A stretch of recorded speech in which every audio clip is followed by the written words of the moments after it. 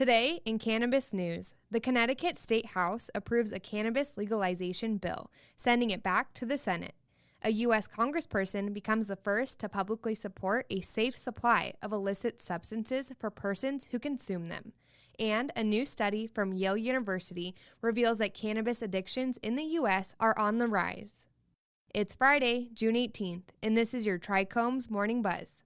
Broadcasting live from the TRICHOMES.com studios in Southern California. It's time for your Morning Buzz.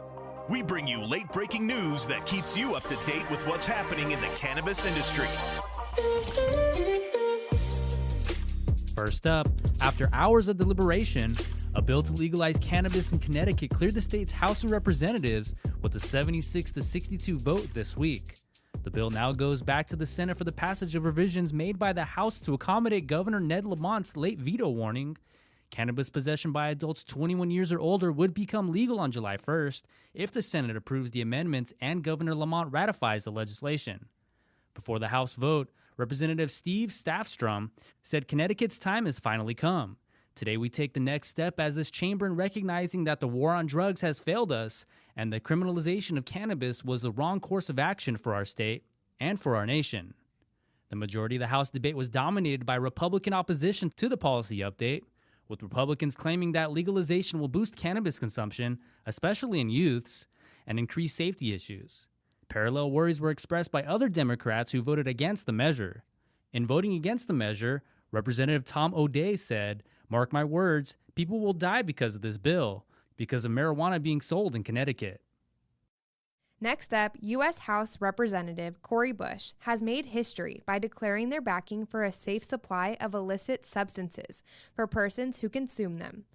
The Drug Policy Alliance conducted a news briefing this week to announce the introduction of the Drug Policy Reform Act of 2021, or DPRA.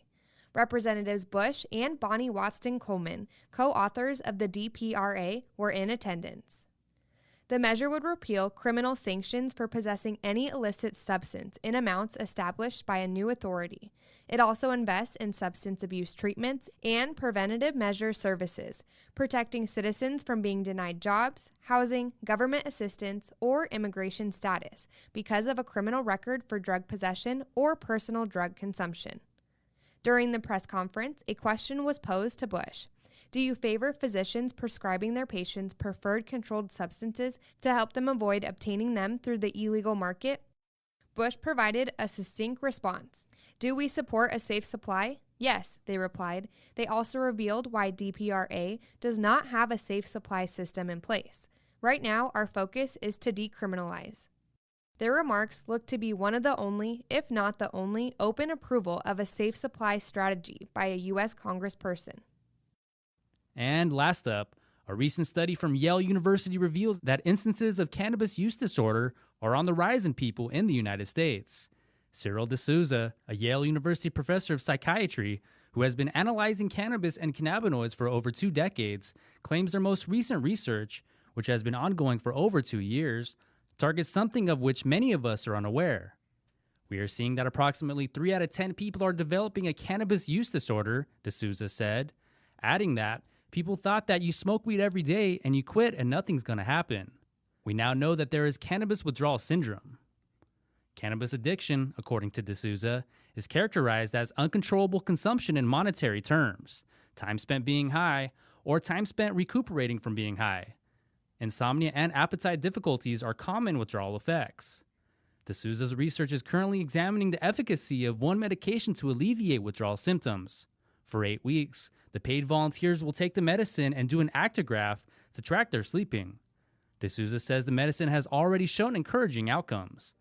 According to D'Souza, cannabis in the late 1960s contained about 3 to 4% THC on average, while cannabis currently has about 17% THC. And specific types of cannabis, such as edibles, can contain up to 80 or 90% THC. Even more reason, they claim, for cannabis addictions to be on the rise. That was today's Buzz. Thanks for listening. For more cannabis news and insights from industry professionals and a place to discuss these stories and others, visit trichomes.com. And be sure to catch up with all of our other cannabis industry-related podcasts like Hash It Out, Careers in Cannabis, or the international cannabis conversation wherever you get your podcasts. For TRICHOMES.com, I'm David Fortin. And I'm Devin Liao. Have a great day.